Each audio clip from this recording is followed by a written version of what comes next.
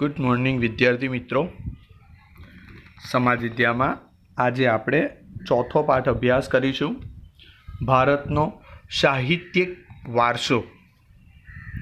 માનવીએ પોતાના વિચારો, ભાવો, લાગણીઓ અને ઉર્મિઓ વગેરેને અન્ય માનવી કે પ્રાણીઓ સુધી પહોંચાડવા માટે કેટલાક હાવભાવ, સંકેતો કે ચિત્રોનો આશરો લીધો અને કેટલાક ધ્વનિઓ કર્યા. તેમાંથી બોલી અને લિપિનો ઉદ્ભવ થયો. આ લિપિએ ભાષાના ઘડતરમાં મોટો ફાળો આપ્યો. સમયાંતરે પોતાના વિચારો અભિવ્યક્ત કરવા માટે ભાષાનો ઉપયોગ થયો. આ ભાષાના સર્જનાત્મક પ્રયોગથી સાહિત્યનું સર્જન થવા પામ્યું. વિદ્યાર્થી મિત્રો, ભારતનો સાહિત્યિક વારસો. સાહિત્યિક વારસો એટલે સાહિત્યો એટલે આપણે ખાસ કરીને વાત કરીએ તો જે આપણી રામાયણ, મહાભારત, ભગવદ્ ગીતા, કુરાને શરીફ, બાઇબલ, આ બધા જે ગ્રંથો છે એ ઉપરાંત પણ ઘણા બધા પુસ્તકો છે. તો એ બધાની શરૂઆત કેવી રીતે થઈ? તો અહીંથી થઈ. શરૂઆતમાં જ્યારે માનવી આદિમાનવ હતો ત્યારે એને કંઈ બોલવાનું, ખાવાનું, પહેરવાનું કંઈ પણ એવું જ્ઞાન નહોતું. અને સમયાંતરે સમય જતાં સુધીમાં એ ભાષા, સંકેત, હાવભાવ, ચિત્રો, અવાજ, બોલી આ બધાનો આશરો લઈને એણે સાહિત્ય એમાંથી ઉદ્ભવ્યું. પ્રાચીન કાળથી ભારતીય સાહિત્ય તેની વિવિધતા અને વિશિષ્ટતા માટે પ્રખ્યાત છે. ભારતના વિદ્વાનોએ પ્રાચીન સાહિત્યના બે ભાગ પાડ્યા છે. પહેલું વૈદિક સાહિત્ય અને બીજું પ્રશિષ્ટ સાહિત્ય. આ ઉપરાંત કેટલીક લોકબોલીઓમાં પણ રચાયેલું સાહિત્ય પણ પ્રચલિત હતું. વાત કરીશું મિત્રો ભાષા અને સાહિત્યની. ભારતના ઇતિહાસમાં આપણે એક નજર નાખીએ તો સદીઓથી વિવિધ ભાષાઓનો ઉદ્ભવ થયેલો જોવા મળે છે. આ ભાષાઓ એ એકબીજા પર અસર કરી અને પ્રભાવ પાડ્યો. તેથી ભાષાઓના સમૃદ્ધ સાહિત્યમાં પરિવર્તન આવ્યું. પરિણામે નવી ભાષાઓ અને નવા સાહિત્યોનું સર્જન થયું. જેનું ઉત્તમ ઉદાહરણ સંસ્કૃત ભાષા છે. વર્તમાન સમયમાં સંસ્કૃત ભાષાનો ઉપયોગ ઓછો થયો છે, પણ ધાર્મિક કાર્યો અને પૂજા વિધિઓમાં તો આજે પણ સંસ્કૃત ભાષાનો જ ઉપયોગ થાય છે. ખાસ કરીને આપણા ઘરે કથા, પૂજા, ગણેશજીની પૂજા ચાલતી હોય તો તે સમયે મહારાજ જ્યારે પૂજા કરવા આવે તો ત્યારે સ્વાભાવિક રીતે સંસ્કૃત શ્લોકનો જ ઉપયોગ કરે છે. તમે ઘણા બધા યજ્ઞો, પૂજા, હોમ હવન જોયા હશે તો ત્યાં પણ સંસ્કૃત શ્લોકનો ઉપયોગ થાય છે. કોઈ મૃત્યુ પામ્યું હોય અને એની કોઈ વિધિઓ ચાલતી હોય તો ત્યાં પણ મહારાજ, પૂજારી એ સંસ્કૃત ભાષાનો જ ઉપયોગ કરીને એમાં જ એના બધી વાત કહેતા હોય છે. સામાન્ય રીતે માનવી માટે તો અભિવ્યક્તિ કરવાની અને ઝીલવાની ઉત્તમ તક ભાષા પૂરી પાડે છે. પ્રાચીન ભારતની લિપિ હડપ્પા સમયની છે. આ લિપિ આજે પણ ઉકેલી શકાઈ નથી. તે સમયના લોકોની ભાષા કઈ હશે તે માહિતી હજુ પ્રાપ્ત થઈ શકી નથી. મહર્ષિ પાણિની સંસ્કૃત ભાષાના મહાન વ્યાકરણ શાસ્ત્રી હતા. તેમણે અષ્ટાધ્યાયી ગ્રંથની રચના ઈસવીસન પૂર્વે 4મી સદીમાં કરી. સંસ્કૃત ભાષાને આર્ય ભાષા કે ઋષિઓની ભાષા કે વિદ્વાનોની ભાષા કહી છે. આજના સમયમાં પણ વિશ્વ કક્ષાએ સર્વસ્વીકૃત બની છે. સંસ્કૃત ભાષા મુખ્યત્વે ધર્મ, તત્વજ્ઞાન, જ્ઞાન અને વિજ્ઞાનની ભાષા હતી. પ્રાચીન ભારતીય સાહિત્યની વાત કરીએ તો વેદનો અર્થ જ્ઞાન થાય છે. વેદો 4 છે: ઋગ્વેદ, સામવેદ, યજુર્વેદ અને અથર્વવેદ. ભારતીય સાહિત્યનું પ્રાચીનતમ પુસ્તક ઋગ્વેદ છે. પરીક્ષામાં પૂછાય છે આ સવાલ. ભારતનું પ્રાચીનતમ પુસ્તક કયું છે? ઋગ્વેદ. ઋગ્વેદમાં કુલ 1028 ઋચાઓનો સંગ્રહ છે.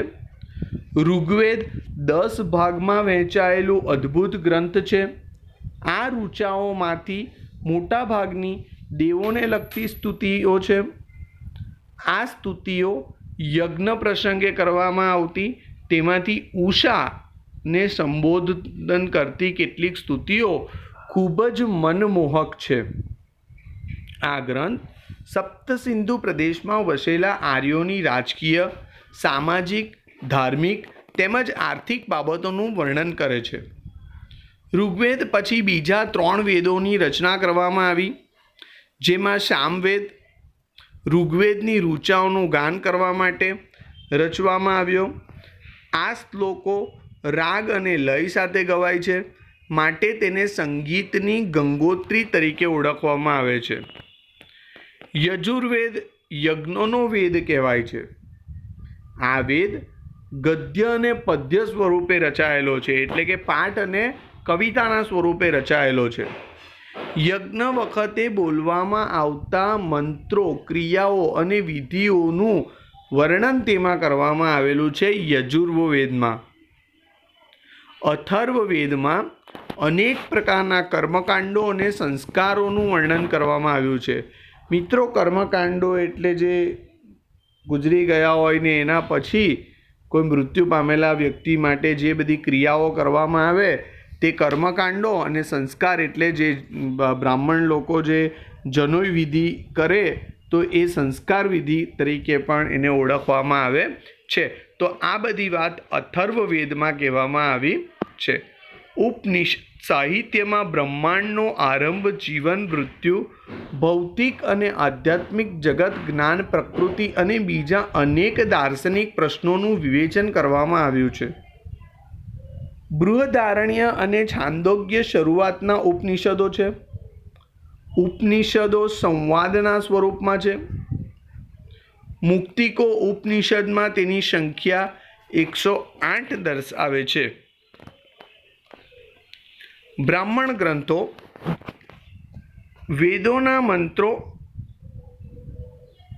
સમજવા માટે તેના પર પદ સ્વરૂપમાં રચાયેલી ટીકાઓનો બ્રાહ્મણ ગ્રંથોમાં સમાવેશ થાય છે. એમાં જુદા જુદા યજ્ઞો અને તેને લગતી વિધિઓ માટેનું માર્ગદર્શન આપવામાં આવ્યું છે. આર્યો તેમના જીવનનો અંતિમ સમય અરણ્યમાં જઈને ગાળતા. વન્ય અથવા અરણ્યમાં આશ્રમ બાંધી સતત ચિંતન કરીને રચાયેલા તત્વજ્ઞાનથી ભરપૂર એવા સાહિત્યને આરણ્યકો કહેવામાં આવે છે. વેદાંગ આ સાહિત્યમાં કર્મકાંડો ઉપરાંત જ્યોતિષ, વ્યાકરણ અને ખગોળશાસ્ત્રનો સમાવેશ કરવામાં આવેલો છે. ભારતના 2 મુખ્ય મહાકાવ્યો રામાયણ અને મહાભારત છે.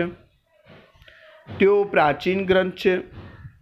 આ મહાકાવ્યોનું વર્તમાન સ્વરૂપ તો ઈસવીસનની 2જી સદીમાં મળ્યું. રામાયણમાં અયોધ્યાના રાજવી રામચંદ્રની કથા આપી છે. આ મહાકાવ્ય મહાભારત કરતાં ઘણું નાનું છે. તેમાં અનેક દિલચસ્પ ઘટનાઓ તથા સાહસોનું વર્ણન કરાયેલું છે. મહાભારતમાં લગભગ 1,00,000 શ્લોક છે. તે વિશ્વનો સૌથી મોટો કાવ્ય ગ્રંથ છે. વિદ્યાર્થી મિત્રો, તમને આ પણ એક સવાલ પરીક્ષામાં પૂછી શકાય કે મહાભારત એમાં 1,00,000 શ્લોકનું વર્ણન કરવામાં આવ્યું છે. તે વિશ્વનો સૌથી મોટો કાવ્ય ગ્રંથ છે, અથવા વિશ્વનો સૌથી મોટો કાવ્ય ગ્રંથ કયો છે તો કે મહાભારત. એની અંદર લગભગ 1,00,000 શ્લોકનું વર્ણન કરવામાં આવ્યું છે. પાંડવો અને કૌરવો વચ્ચે થયેલા યુદ્ધ તેનો મુખ્ય વિષય છે. તે છતાં તેમાં અનેક નાની મોટી વાર્તાઓને પણ જોડી દેવામાં આવી છે. મહાભારતના શ્રીમદ ભગવદ્ ગીતામાં ગહન દાર્શનિક સિદ્ધાંતોનું વિવેચન કરવામાં આવ્યું છે. તેમાં મોક્ષ પ્રાપ્તિના 3 માર્ગો જ્ઞાન, કર્મ અને ભક્તિ માર્ગનું વિવેચન કરવામાં આવ્યું છે. ઘણી વેરી મિત્રો તમે સાંભળ્યું હશે કે શ્રીમદ ભગવદ્ ગીતામાં તો એવું કહેવામાં આવ્યું છે કે કર્મ કરો, ફળની આશા ન રાખો. ઘણી બધી વાતો કહી છે અને એ વાત પણ સાચી જ છે.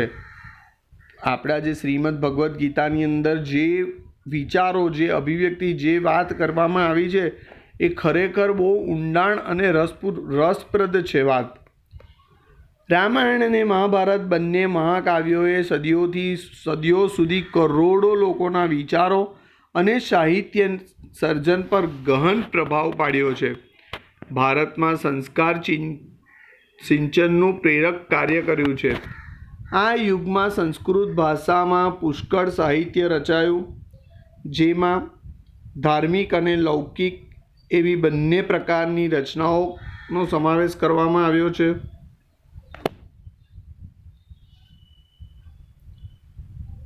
પુરાણોએ આરંભિક વૈદિક ધર્મને સમજવામાં મુખ્ય ભૂમિકા ભજવી છે. આ સમયગાળા દરમિયાન અનેક શાસ્ત્રો અને સ્મૃતિ ગ્રંથો પણ લખાયા છે.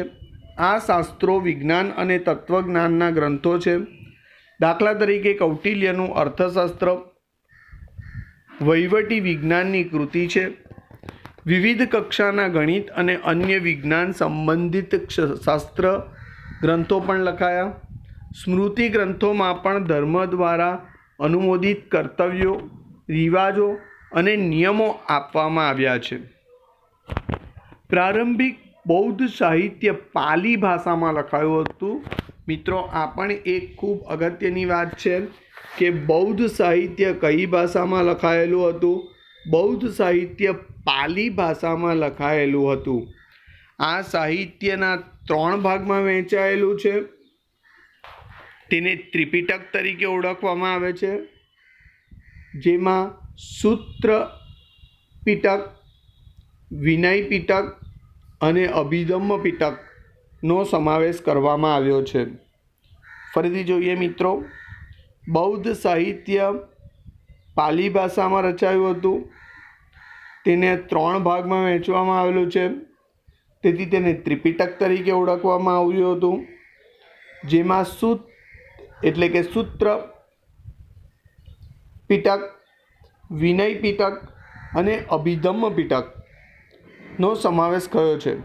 આ ઉપરાંત બૌદ્ધ સાહિત્યમાં અનેક ગ્રંથો પણ લખાયા હતા. ગુપ્ત યુગને સંસ્કૃત કાવ્ય અને નાટકના વિકાસનો સુવર્ણ યુગ તરીકે ઓળખવામાં આવ્યો છે. આ સમયના મહાન લેખકોમાં કાલિદાસ, ભવભૂતિ, ભારવી, ભર્તૃહરિ, બાણભટ્ટ, માધ્ય ઇત્યાદિનો સમાવેશ થયેલો છે. આ તમામ ભારતભરમાં વિખ્યાત છે. એમાં કાલિદાસ તો વિશ્વ પ્રસિદ્ધ કવિ છે. પોતાની ઉત્તમ કાવ્યકલા અને ઉત્કૃષ્ટ નાટ્ય શૈલી કુમાર સંભવ, રઘુવંશ, મેઘદૂત, ઋતુસંહાર, અભિજ્ઞાન, શાકુંતલમ વગેરે કાલિદાસના ગ્રંથો છે. બાણભટ્ટ લિખિત હર્ષચરિત સમ્રાટ હર્ષવર્ધનનું જીવનચરિત્ર છે. બાણે કાદંબરીની પણ રચના કરી છે. આ સમયના અન્ય પ્રસિદ્ધ ગ્રંથોમાં ભવભૂતિનું ઉત્તમ રામચરિત, ભારવીનું કિરાતુર્જનિયમ, વિશાખદત્તનું મુદ્રા રાક્ષસ, શુદ્રકનું મૃચ્છકટિકમ અને દંડીનું 10 કુમાર ચરિતનો સમાવેશ કરવામાં આવ્યો છે. આ ગ્રંથોના મુખ્ય વિષયો રાજકીય ઘટનાઓ, પ્રણય પ્રસંગો, રૂપકો, હાસ્ય પ્રસંગો અને તત્વજ્ઞાન છે. જૂની ગુજરાતી ભાષામાં પદ્ય સાહિત્ય રચાયું હતું. સમય જતાં ગુજરાતી ભાષામાં ખેડાણ થતાં અનેક કૃતિઓ રચાઈ, જેમાં નરસિંહ મહેતા, મીરાબાઈ, દયારામ, અખો, પ્રેમાનંદ, પ્રીતમ, ગંગાસતી જેવા સાહિત્યકારોએ પદો, ગીતો, ગરબી, છપ્પા, આખ્યાનો વગેરે રચીને ગુજરાતી સાહિત્યના વારસાને સમૃદ્ધ બનાવ્યો છે. એ પછી નર્મદ, નવલરામ, મહિપતરામ, રૂપરામ, નીલકંઠ, ગોવર્ધનરામ ત્રિપાઠી, કિશોરલાલ મસરૂવાલા, પન્નાલાલ પટેલ, ઉમાશંકર જોશી જેવા સાક્ષરવયોએ ગુજરાતી સાહિત્યને ખૂબ સમૃદ્ધ બનાવ્યું હતું. વિદ્યાર્થી મિત્રો, આજના માટે આપણે આટલું જ જોઈશું. Thank you.